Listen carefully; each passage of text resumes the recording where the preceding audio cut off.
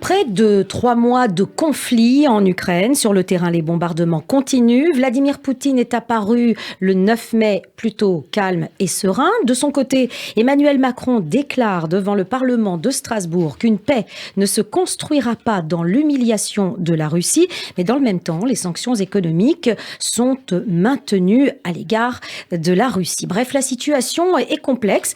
On va tenter d'y voir plus clair, essayer de comprendre comment on en est arrivé là et de comprendre les changements qui s'ébauchent à l'horizon.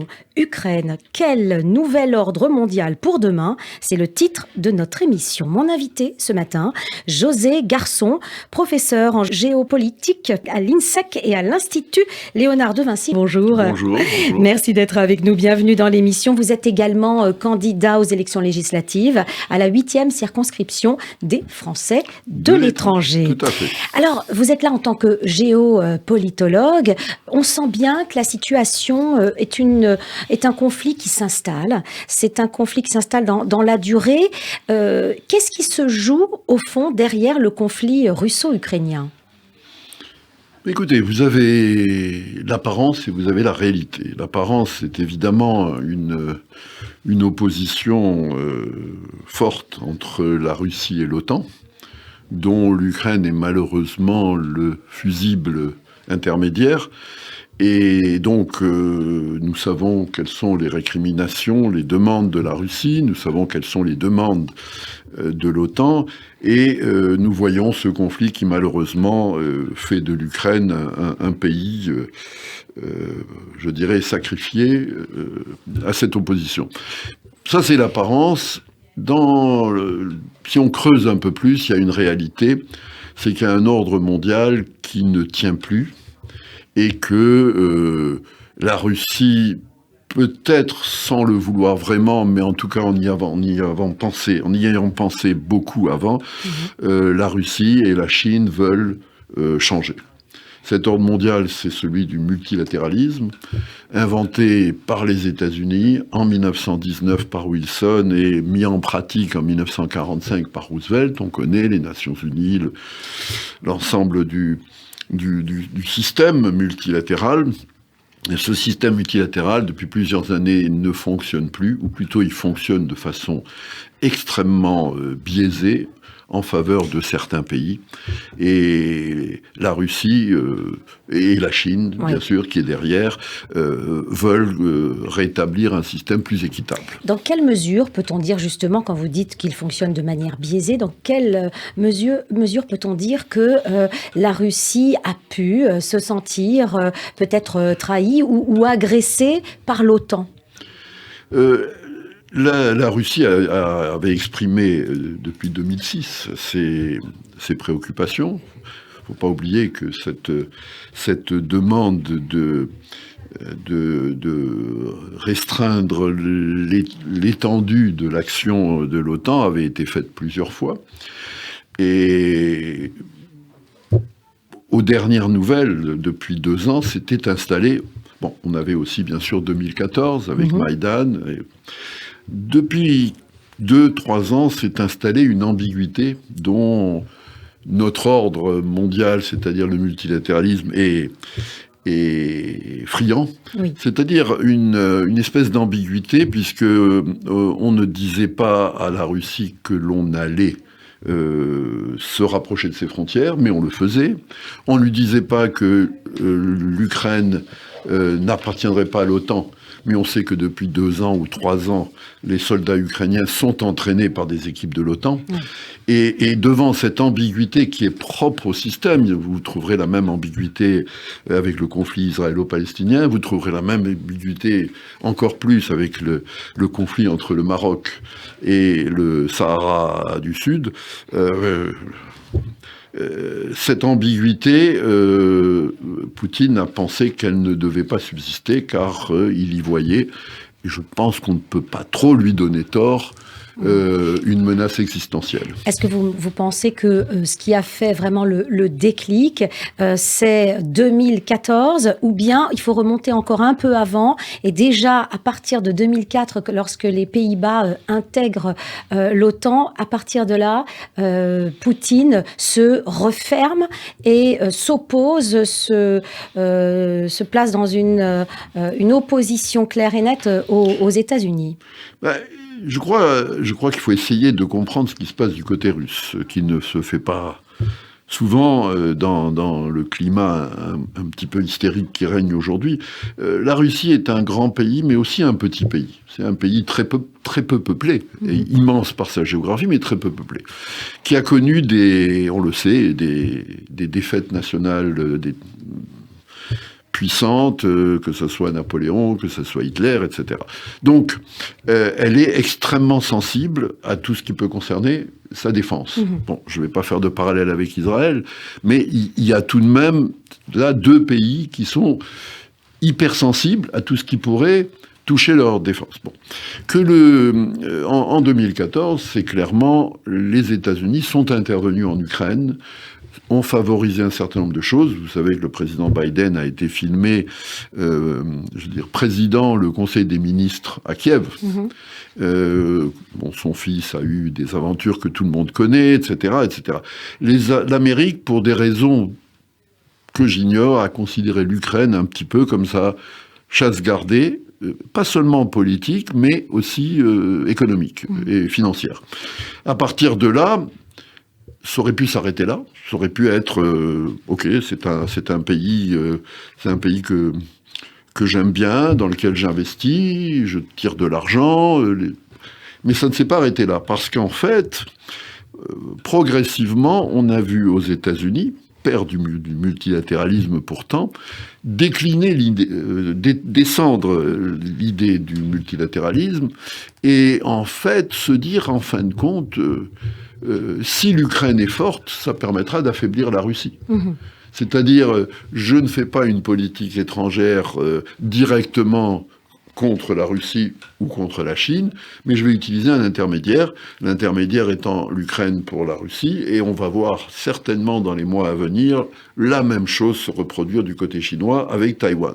À partir de là, le système se met en marche, on envoie des armes, on instruit les hommes, on fait une couverture médiatique totale, et puis la chose s'est mise en route comme ça. Je pense qu'à un moment, les Russes, le président Poutine a considéré que si on laissait franchir une frontière, si on laissait franchir une certaine limite, on se trouverait dans la même situation, mutatis mutandis, que Israël face à Gaza. Et lorsqu'on regarde, en tout cas sur le terrain, si Poutine réclame la Crimée et les territoires à l'Est, il va plus loin. Il bombarde plus loin. Est-ce qu'il n'y a pas autre chose dans ces objectifs que de récupérer ces territoires qui sont des territoires où la population russophone est en majorité? Écoutez, M. Poutine ne me fait pas ses confidences, mais ça m'étonnerait beaucoup qu'il s'agisse d'une opération pour récupérer des territoires. Bon, l'histoire de la Crimée est un peu séparée. À Maïdan, en 2014, on a fait tout ce qu'il fallait pour humilier et écarter la Russie. L'histoire de la Crimée, à mon sens, c'est la punition que la Russie a infligée à l'Occident pour s'être comportée comme ça. En fait, la Russie a fait pareil avec la Géorgie. Si vous vous souvenez, ça se passait comme ça en Géorgie. Et la Russie a favorisé l'émergence de 2 républiques qui a coupé le territoire géorgien en 2. Donc, à ce stade-là, c'était une réponse un contre l'autre. Ce qui se passe maintenant, c'est à mon sens, un réel désir d'éliminer toute menace venant de l'Ukraine. Pas d'annexer. Le gouvernement russe, le président russe, etc., savent très bien qu'aujourd'hui, on n'annexe pas comme ça des pays, on a toutes sortes de problèmes, etc. Donc, peut-être faire en sorte que ces États, Lugansk, etc., Donetsk, soit des États tampons, des peut-être. États tampons. Donc, on s'installe dans la longueur. Ah oui. On s'installe dans la longueur, dans la durée. Oui. Mais plus en profondeur, est-ce qu'il y a là aussi une volonté de changer, de modifier totalement, de refondre les rapports entre les rapports commerciaux, j'entends, entre les pays, et peut-être changer ce nouvel ordre mondial dont on parlait au départ? Changer les rapports entre pays, c'est l'Occident qui a décidé toute cette batterie de sanctions. Oui. Une batterie de sanctions dont certaines étaient, à mon avis, un peu maladroites. Un pays a dans sa banque centrale ses réserves, c'est absolument son sens et son esprit, c'est ce qui permet au pays d'importer. Confisquer les réserves de la banque centrale de Russie, non. On n'aurait pas dû le faire. C'est un acte d'une hostilité totale. Les États-Unis l'avaient fait déjà pour l'Afghanistan il y a 6 mois, mais l'Afghanistan et la Russie sont quand même 2 pays d'une puissance différente. Et la Russie considère qu'on l'a volé. Et d'ailleurs, ça continue, puisque le représentant de l'Europe sur la politique extérieure, M. Borrell, a dit hier qu'il estimait qu'on devait prendre ses réserves pour reconstruire l'Ukraine. C'est, sur un plan diplomatique, c'est quelque chose d'impensable. C'est une véritable guerre économique qui est déclarée. Moi, je dirais que c'est plutôt du vol que la guerre économique. Mais en tout cas, les sanctions ont été un peu indiscriminées. Elles n'ont pas tenu compte de ce que, comme nous le savons tous, la Russie est fournisseur principal de certaines matières premières dont nous avons besoin, évidemment gaz et pétrole. Et donc, elles ont misé sur une opinion qui s'est révélée fausse, à savoir que la Russie ne pourrait rien faire contre ces sanctions. Et la Russie, elle, se rapproche de la Chine. La Russie s'est rapprochée de la Chine. Est-ce qu'on peut dire que la Chine a les moyens de remplacer, ou plutôt la Russie pourra combler cette perte de débouchés finalement avec l'Europe? Elle pourra remplacer totalement avec la Chine? Il est difficile peut-être d'évaluer. C'est difficile de le savoir, mais ce qui est sûr, c'est que toute cette affaire Ukraine-Russe ne concerne pas les 3/4 de la planète. Pas un seul pays d'Afrique, pas un seul pays d'Amérique latine, pas un seul pays d'Asie, excepté le Japon et la Corée, qui ne sont de notre côté.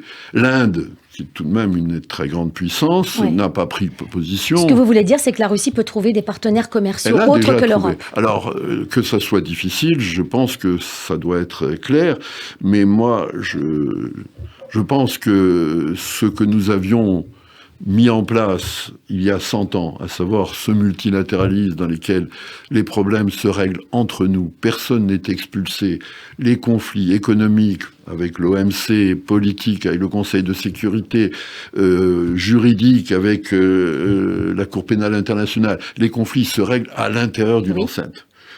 Expulser un pays de cette enceinte, c'est quelque chose d'extraordinaire, parce que ça met par terre tout le système. Il n'y a pas de retour en arrière possible. Non, vous savez, il y a le proverbial tube de dentifrice. Vous sortez le dentifrice, vous ne pouvez plus le rentrer. Non, il n'y a plus. La Russie a été expulsée, par exemple, du Conseil des droits de l'homme. Je ne vois pas comment une renégociation, un vote à nouveau pourrait avoir lieu pour qu'elle soit entrée. Elle est aussi exclue de l'OMC dans les faits. Je ne parle pas du Conseil de l'Europe. Ce sont des choses extrêmes qui n'avancent à rien, qui sont émotionnelles et qui ont en fait cassé tout ce qu'on a bâti depuis 100 ans. Oui, mais comment lutter contre un pays qui attaque? Là, un pays qui entame une guerre, si ce ne sont pas des sanctions économiques. Dans la tradition multiséculaire de l'humanité, si vous m'attaquez, ma réponse, ça doit être une riposte. Mais comme l'Occident ne veut pas utiliser les moyens, ne peut pas, chacun décidera, comme l'Occident ne se sent pas peut-être assez fort pour se battre contre la Russie, donc il utilise des moyens détournés. Mais ces moyens détournés ne sont que des moyens extrêmement fragiles. Alors, on parlait des sanctions économiques. Est-ce que, à l'inverse, l'Europe va pouvoir trouver, elle, au terme de ce conflit, va pouvoir trouver d'autres fournisseurs de gaz, puisque c'est bien là le cœur du problème économique. C'est la fourniture de gaz pour l'Europe. Je crois qu'il faut poser cette question à Mme von der Leyen, qui demande qu'il y ait un embargo sur les fournitures de la Russie. Je veux dire, en tant qu'économiste, je n'ai jamais vu que ce soit celui qui est dépendant qui demande un embargo sur celui qui le fournit. Mais pourquoi pas? il faut aussi faire attention que le mot Europe recouvre une réalité extrêmement diverse.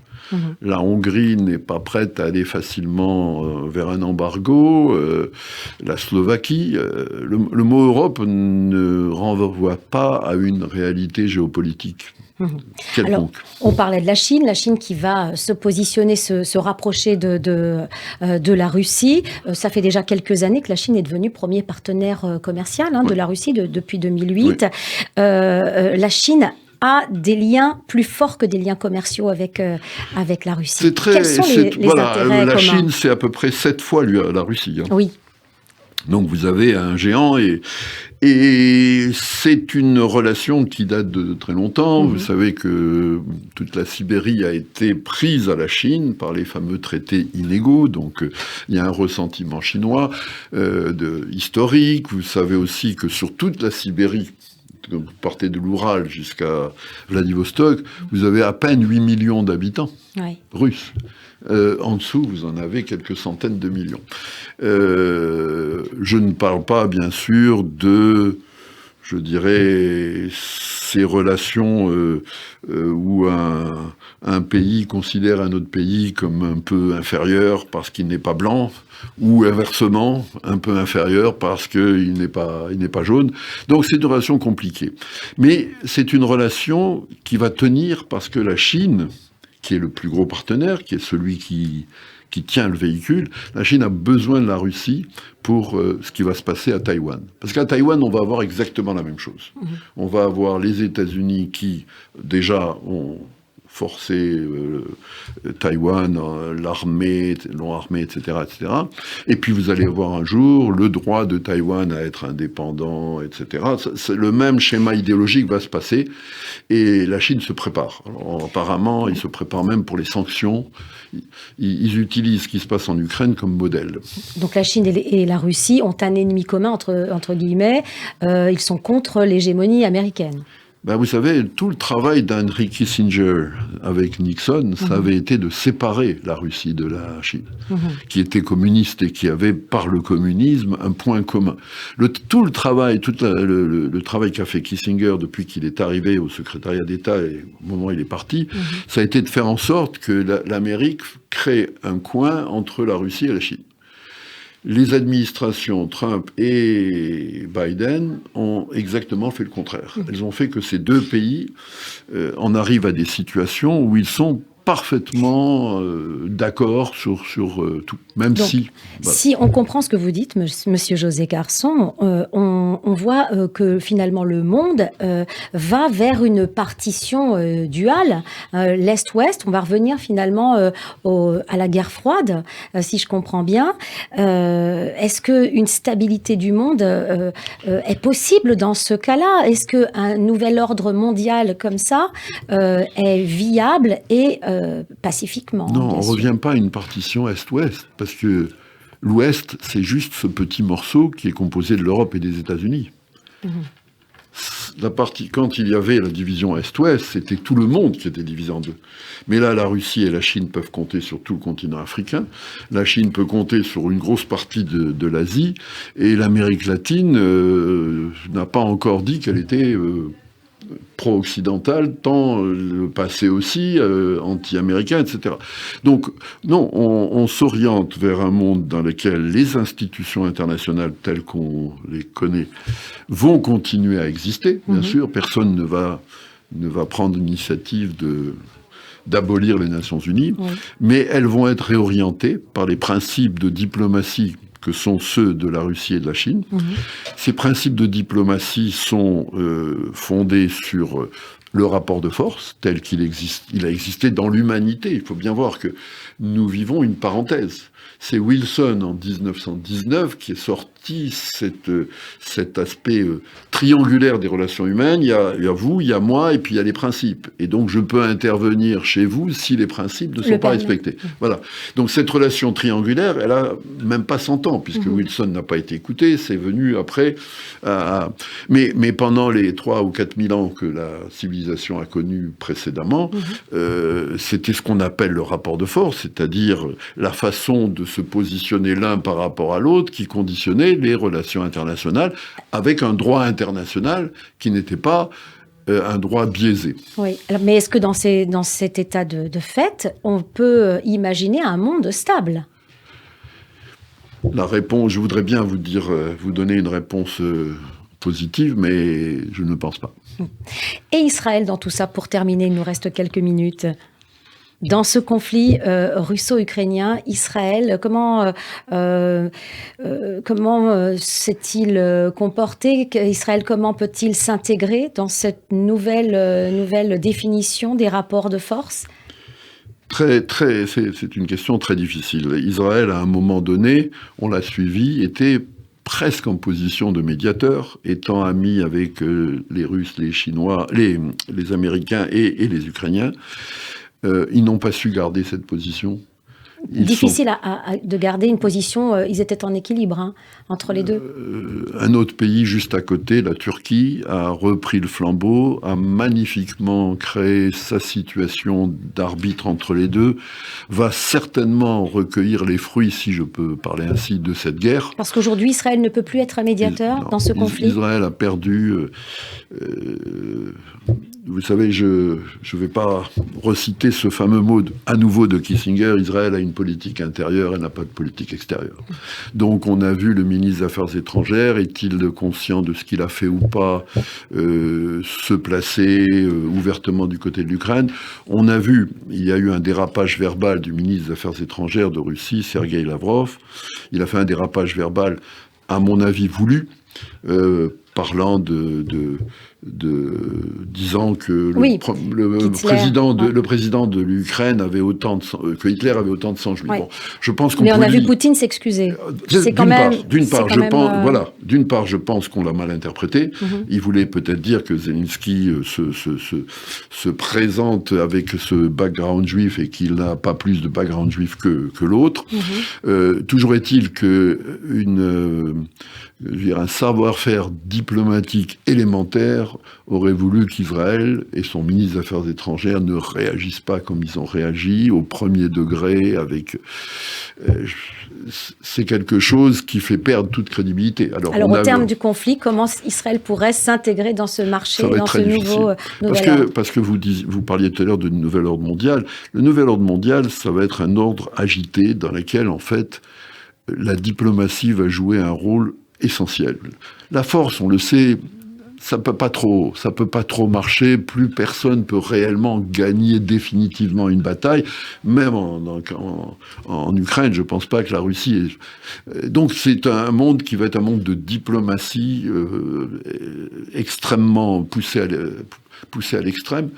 Et Israël semble un petit peu embarrassé avec ses relations avec l'Amérique, avec peut-être un manque de compétences.